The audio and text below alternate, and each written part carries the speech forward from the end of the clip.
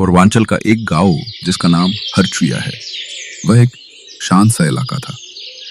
चारों तरफ हरियाली, गांव किनारे से बहती एक पुरानी नहर और गांव के पास ही एक पुराना कब्रिस्तान।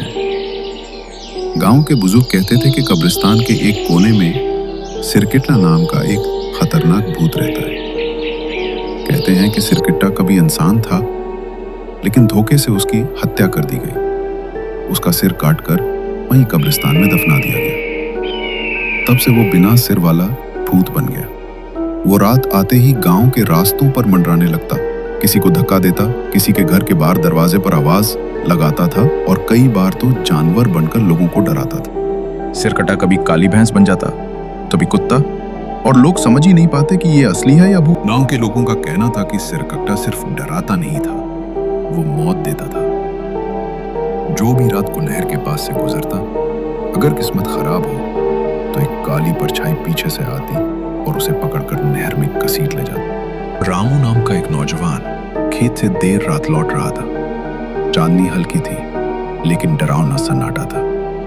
नहर के किनारे से चलते चलते उसने देखा एक काली भैंस रास्ता रोके खड़ी है। रामू ने आवाज दी, हटो भैंस, लेकिन भैंस टस से मस नहीं हुई।